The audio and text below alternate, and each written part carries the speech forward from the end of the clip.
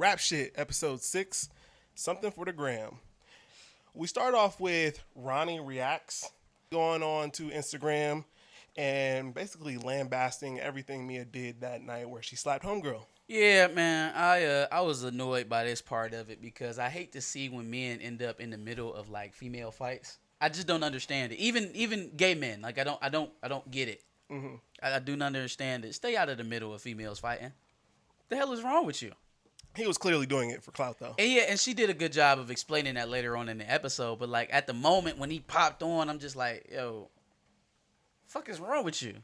Yeah, no, it's a little weird. Like not even that you talking about it because it happened, but like when it happened, you was sitting there screaming at the top of your lungs, recording, like trying to get a fucking viral moment. Yeah. You ain't come to nobody's defense. You didn't break it up. You didn't stop it from happening. You didn't try to control your friend when you seen that the shit was getting out of hand. You didn't try to pull her away. Yeah. It's like you sat there and watched gleefully and then antagonized the whole fucking shit the Even whole weirder, way. Like, 'cause get the hell out their business. I would expect him to not know who they were. Because it's not like they're... Well, they super were at a duper famous. Spotify party, so everybody there was somebody relatively. The only thing they had to do at that point is get found out on the internet. I guess that's true. You know, that wasn't That's too fair. bad. It threw me off that he was going so hard because I'm just like, And he wasn't even the one that got slapped. yeah, what the fuck is wrong with you? Chastity calls and Maya doesn't answer. It leads into some of the things we see later on in the episode. And Maya's daughter wants to know if she's going to school because apparently she's just not going to school that day because Maya's going through her own episode. It's an interesting little dynamic, right? Because Mia, you keep calling her Maya. I throwing me did off. say Maya. Jesus Mia Christ. she lives a very internet oriented life. Like she documents every little thing that she fucking does. The evil side of that is that when you get negative engagement from that realm that you spend so much time in, it could ruin your whole damn life. In which I've been trying to tell any child that is younger than me since I realized it, it's not real. Yeah. You know, it's not real. People express opinions on it and then they go by and do something completely different. Mm-hmm. It's why I think that Black Panther 2 is going to end up nosediving because all of these people that virtue signal about wanting to see that movie, oh, I cried so much in the trailer, you ain't going to see that movie 2-3 times. You're not going to. If you go see it at all. Absolutely not. If you go see it at all. One thing I can tell you about us, boy, we'll say we gonna be there for a lot of shit and don't show up. That's a fact. We'll say we gonna be there for a whole... No, we gonna hold it up. We gonna make sure it does. For sure. So, it's interesting because one of her greatest releases, one of her greatest hobbies ends up being the most detrimental to her mental state, her mental status. Mm-hmm. So hopefully it's something that she's able to like segment and block off. She ain't gonna get off of it obviously because they're still on the climb, but at least learn to kind of pocket that. Yeah. Like they talking about calling CPS on Melissa. Nah, ain't nobody coming. But you know what? Crazier things have happened. Crazier things have happened in this internet age. So. Yeah, just a little weird that she's probably never experienced any kind of backlash on the internet like that. Not to that degree. Yeah, no. Yeah. Mm-hmm. And so now she's dealing with it, and it's fucking with her. Jill from Spotify calls to speak to Shawna with another girl that I don't remember who that was. Yeah, another one of their friends. That girl's toxic. Jill? Oh yeah, that girl is toxic as fuck. Mm-hmm. She's a gross kind of friend that would encourage you to stay in an unsuccessful relationship because she doesn't believe in your ability to care for yourself. Yeah. She doesn't believe in you that you can be on your own and be successful outside of what I thought was the best part of your life. So, yeah, just go back to the nigga who was dogging your box and your mouth and your rap skills and everything else about your life all on the internet just a week ago. Mm-hmm. Go back to him because y'all been together for a long time. Doesn't. Yeah, no. she toxic. They need to watch her for sure. And it's in this call that we see Shawna really embracing her like new role as like a bad bitch, without needing to think what Cliff thinks. I think she's overcompensating a bit. Possibly. She's overcompensating a bit. She on her fuck that nigga shit. I'm FREE fuck nigga free. I ain't got no word on no fuck nigga cheating. You know what I'm saying? That's what she on right now. She not trying to be bothered by that. and she's extra posty right now. She wants the whole world, or Cliff, to see everything that she's doing at the moment. For sure. So she is putting it on a little thick. She putting it a little strong. Mia tries to confide in her mom, but her mom is completely ill-equipped to deal with her problems, reducing her new career to internet bullshit. Generational curses, man. Her mama's shortcomings ends up being her daughter's shortcomings, which if Mia don't do anything to change herself or to heal from whatever it is she got from her mother, she'll end up passing down to Melissa. Well, especially since Melissa is right there to see it all first person. It's generational curses, man. Her mama can't listen long enough to actually support her daughter, right? Mia doesn't necessarily have that same configuration of habits, but it's still a very harmful one in which she just lashes out when she's annoyed or stressed or frustrated. When she's past her limit, right? She lashes out. So it's not necessarily exactly what her mama does to her, but it manifests in a similar way. Absolutely. You know, and that's something that it's interesting, right? Because a lot of time when you hear people talk about this, it's like we've gotten to the point where we understand that certain behaviors are due to generational trauma, right? But we're stuck in this stage where, all right, now that I know what's wrong with me, whose feet do I need to lay it at? It's symbiotic. People's trauma and where they get it from, it's a symbiotic relationship, and it doesn't follow gender lines. Chastity's bottom bitch still is in her ear about how Shawna and Mia are being extremely disloyal. Pretty V. Go ahead. That's who she is. Go ahead, put your pink robe on and chill out with all this bottom bitch persona. I don't like it.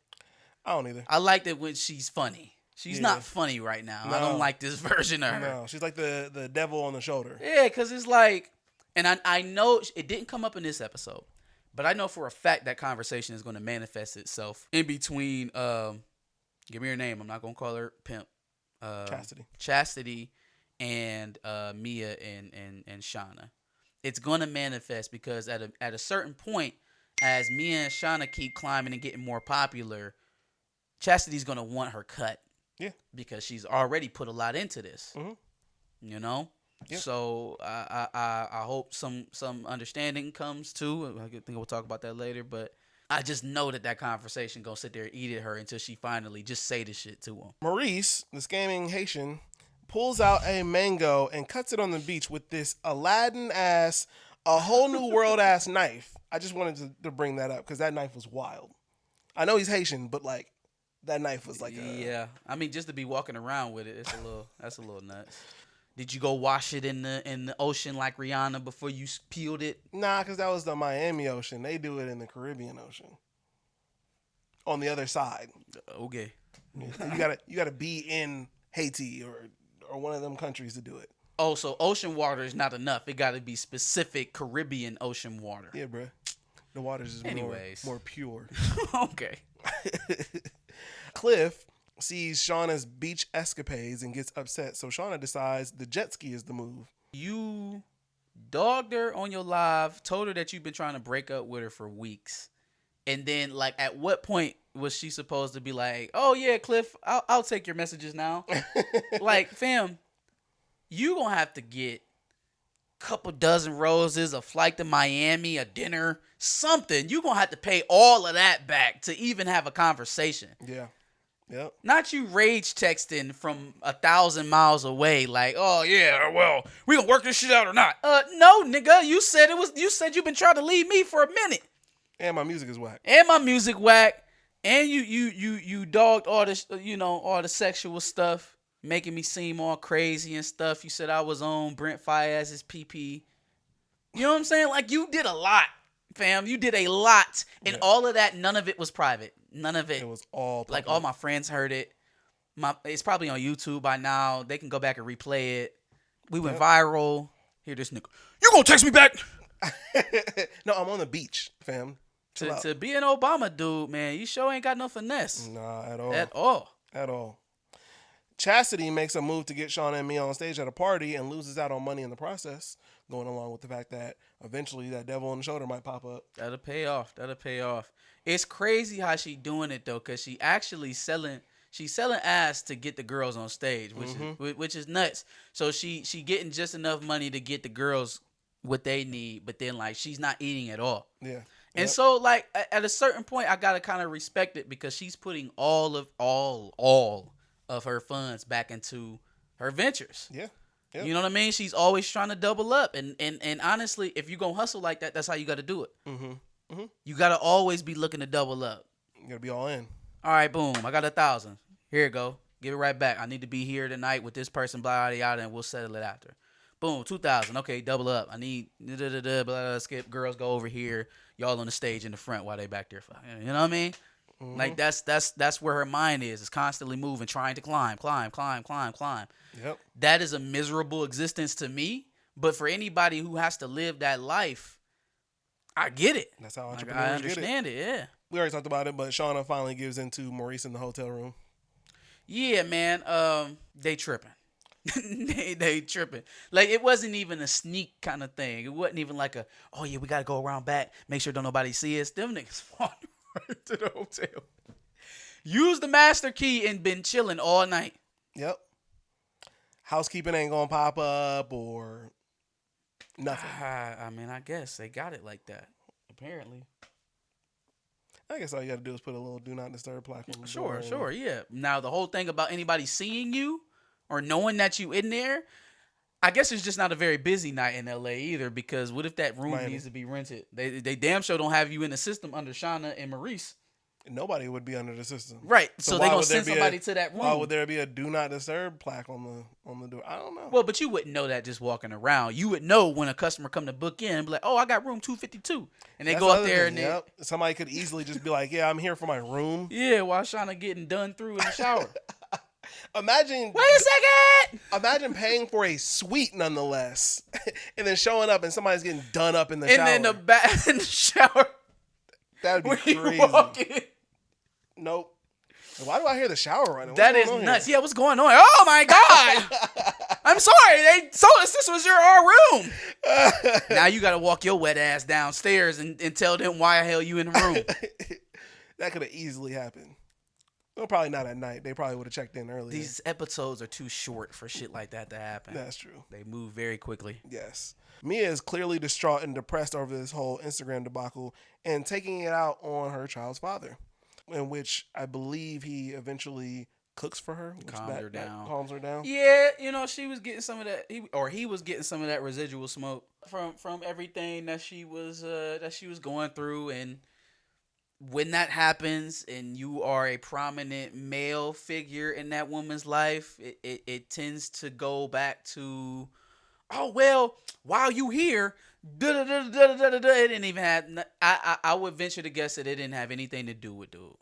It really didn't have anything to do with him. It's just the weight of her circumstances started to weigh on her. Mm-hmm.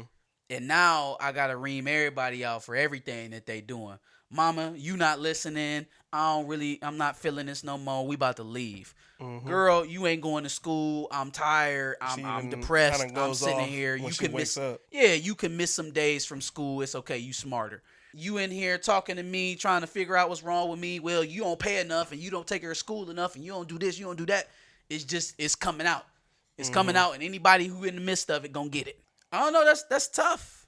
It's tough, cause I tell you what, man. A lot of dudes not only are they not willing to take that, but the result of that confrontation wouldn't have went that well. Mm-hmm. You know what I mean? It's just not a reality that people nowadays kind of take that barrage without sending some of that back. Yeah. And so you could only imagine how that could have played out had cooler heads not prevailed. So I'm glad to see that. I think it's too early for them to get back together though, because if they do it now, that's a dead giveaway that something tragic is gonna happen between their relationship. I would rather them just co-parent until she get up, and then he'd be like, "Well, you know what I'm saying? What's up? We can just get married or something." You know what I mean? I mean, they're already a little music making duo. He sent her beats, and then Maurice pretty much sets the stage that him and Shawna are friends with benefits. Which is crazy that he's willing to buy her a whole ass iPhone, considering I don't trust no bitches. Considering the whole shit in the beach wasn't his fault. Like, she crashed the jet ski, and so her phone went under. So that was her fault. So why is he paying for the iPhone? He in love, boy. Off of one night? Hey, that boy knows wide open. Josh, I knew right when he was like, I don't trust these hoes. I was like, you're sprung. You in love. You got your eye on Shawna. And if she gave you the time of day, boy, you be wide open. And then lo and behold, he hugged up, taking video. Oh, you on Instagram? You on IG, bitch? That's a fact. You on IG with it? That's a fact. Nigga, you in love, boy. Stop playing. Stop playing. And you know what? It's okay. It's okay. Is. It's cool. Live your life, man. Men are allowed to fall in love. Yes. Yeah. You allowed to fall in love, fam. You allowed to be so enamored with a girl and your experience with her, and maybe she exceeded your expectations and you just fall. That's okay. And it's not completely unfounded. It's not like they literally just met each other and now he's in love. Like, they kind of knew each other for a while. I don't even feel like there's anything complainable happening with any one of them. He not really simping. He just spent a day with her. Yeah. All the shit they done did was for free. Yeah. It looked like Shawna paid for the jet skis. Mm-hmm. So I'm like, and he a scammer, so he could probably get an iPhone. Yeah, it's just cool. It's fine. Everything is fine. There's no expectation of having to make $100,000 or be a baller or buy bottles in the club or nothing like that. Yeah. And he's not expecting her to go be barefoot in the kitchen cooking. It's just like, it's just cool. It's two young black people coming together and they like each other. And imagine that. He is much more understanding of whatever she does as far as her music than Homeboy was. For sure. That's probably a good thing for her. He's not trying to change her. He's not trying to make her fit a mold for his life. It just is what it is. Yep. Ronnie reacts, doesn't accept Mia's apology, which is strange because, again, he didn't get hit. And then Shawna shows up to try to be on Mia's side. And then she says, "You would look real good on a shirt, Ronnie." I was like, where did this Shawna come from? She said, "We from Miami. We supposed to be popping the trunk on your ass." I'm like, Shawna, a week ago you had a mask on talking about the male gaze. Where's the ratchet, Shawna? Where is it at? Where's the burner? Where is it at? It's in the car. Hey, but he was shook though. Yeah. He was shook as for sure. fuck. As fuck. Shawna and Mia go the Sweetie route and sample yet another song to make another hit. Also, why does Mia all of a sudden know how to freestyle? Like, I know how Shawna knows how to freestyle. It wasn't good, so I rolled with it. I guess. Like it wasn't good enough for to the point where I was like, oh, how did she become the elite rapper? No, it was perfectly in Mia's wheelhouse. I didn't think it was elite or so anything. I accepted it. I just thought she knows how to freestyle now. Plus, she didn't I don't even know think how to rap. she freestyle. I think she wrote that in the midst of Sean cooking her dinner. Is that his name? Sean or Chris? I honestly can't remember. Damn.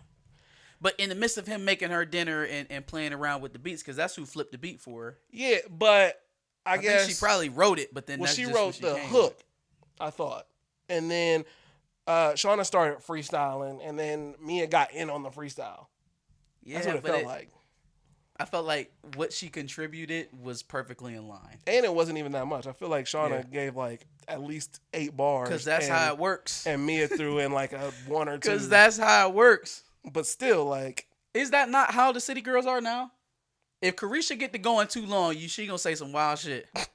She gonna say some wild shit. Hey, don't talk about Carisha like that, bro.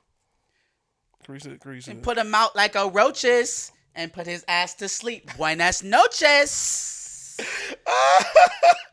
Yeah, it's not. So if you let her rock too long, you gonna get some of that, and that's why JT is the lyricist of the group. Yachty wrote all that, so I don't think he wrote that one. I don't think he wrote that one. That'd be hilarious if he wrote that. I'm on a runway. I don't see Tory in my lanes. Yeah, no, Yachty didn't write that, but it'd be funny. If Woo, boy, yeah, leave it to JT. Let her carry that thing. You just come in on the hooks, right? Chastity pulled up with food for Shawna and Mia. She may have negotiated an official manager title. Mia basically tells them that she wants, wigs, red bottoms, and all this shit. So Shawna asks Maurice to run another play. And that's when Cliff tells Shawna that she was completely right about everything with Homegirl, with Fatima. Mm-hmm. it's the loser activity is compounding itself. Double downing on all the It's loser shit he did. compounding itself. It's like, and you know what? I cannot sit up here and just totally clown him because I'm not gonna pretend like I've never felt like that. Where I felt like, all right, I fucked up, and then now it's sliding and it's getting worse. But instead of stopping the slide and trying to come back from it, just make it worse. Double down. Double down every time. Double down every time. Been there, but it was when I was. Well, I don't know how old they all are. I would say sometime after college graduation age, so maybe 25, 26-ish, mid-20s. I can't forgive him for being this much of a loser at this age. No, for sure. Like, he's a lawyer, so you're supposed to be getting a very pragmatic thinker, and he's... I was definitely probably taking L's at 25, but it wasn't to this magnitude. No, like, he's compounding the L's for himself. These are like 18, 19-year-old mistakes. Man, this is bad, fam. Now when she hit Brent Fayez, she gonna send you the video. Like, I would hope so. At that point, like, you were right about Brent Fayez. Be super petty at that point. Be super duper petty at that point. I was right about Fatima? Check who back there. Hey, look at it. Hey, look at the camera. Hell no. Yeah, no, be super petty about that at that point. He needs to learn. I don't know why. A lot of I will say this one. I will generalize on this one. A lot of younger guys don't understand that type of stuff hurts you more than it's gonna hurt her. Mm-hmm. She can go out and just scroll through her DMs options and just bounce whenever she don't want to feel sad over you. She was turning down DMs while she was with you. Unless you was already one of those guys that can get women with ease. It's not advised to antagonize your ex when you are still emotionally connected to her. Mm-hmm. Because then everything she does is going to be to break your heart. And I guarantee you it's going to happen to you before it happened to her. 1,000%. She already thought that you was messing with Fatima. So if you thought that was bad, guess what Okay. She can go way worse. Way harder. Way harder. Embarrass you in ways you wish you had never even allowed. Yep.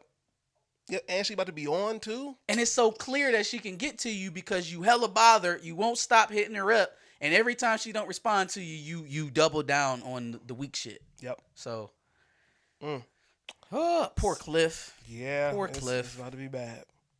All right. So in the next episode, we see that Francois Boom is back to help Shawna now that she's kind of making a name for herself. Baby daddy, Chris, maybe, whatever his name is, might be making things happen for his and Mia's relationship, maybe. And things may go south for the show on stage at the party. At the party. Yeah, I just, it's too early. It's too early. Like, if they get back together, I would like to see them last. But if it's happening in the third episode of the show, it's probably not going to last. The third episode. It's not going to be. It's going to be like the Sorry. If it's happening in the sixth episode. 7th. Oh, I'm sorry. It's starting to happen in the 6th. Now. Then, it's happening very early. Episode 6 of season 1. That doesn't sound like a relationship that's destined to last. And so, what is already there in lines of childhood trauma for Melissa, I would hate to add to that list a short-term stint of her parents getting back together that went by the wayside as fast as it started. Mm-hmm. Yeah. So, in any case, yeah, we're interested to see what happens there. The dispute at the show, I'm not sure what that would be over. If y'all in there and y'all on the stage, Chastity did her part. Yeah. So at that point, the only thing that needs to be questioned is whether or not she your manager.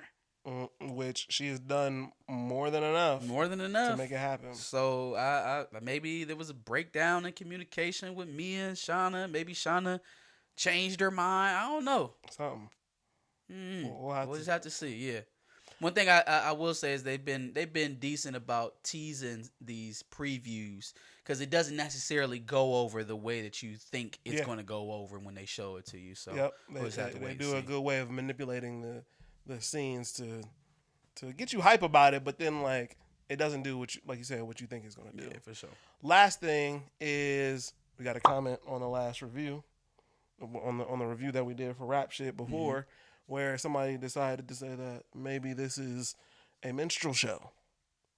Any thoughts on that take of? If that's your take, then I would first of all tell you that this is probably not the video to click on. You know, we got some other content for you to enjoy. Is it minstrelsy? To some. Here's my problem with just dismissing it as minstrelsy, because I have a sneaking suspicion that if I were to ask that person what particularly about the show that he thought was minstrelsy, it would center around the twerking. I am not the sexuality police, right? I do think that certain themes and everybody has an agenda are pushed in certain areas, and sometimes that offends people. I guess my point of it is every agenda being pushed is not necessarily or inherently bad.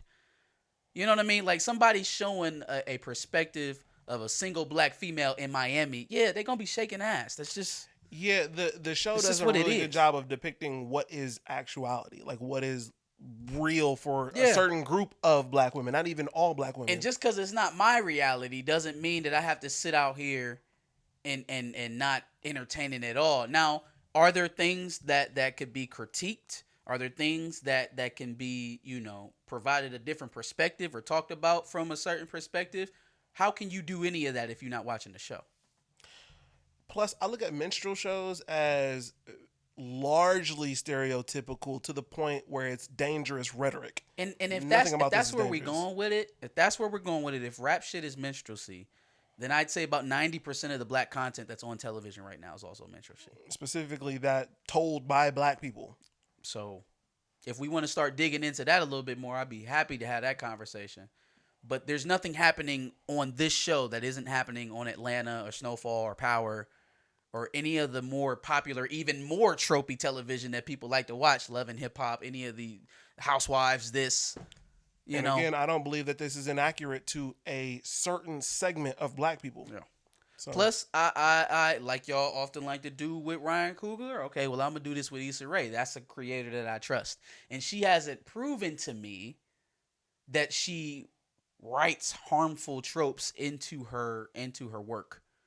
She actually has a over reliance on the romanticization of black women and black males. It was something that she got critiqued for the end of season 5 of Insecure.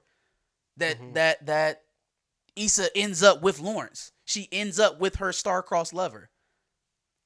Mm-hmm. You know what I mean? Like that's something that she was critiqued for. So if I can look at her work and see a propensity to push the happy narrative, well, damn if that ain't if she ain't the only one.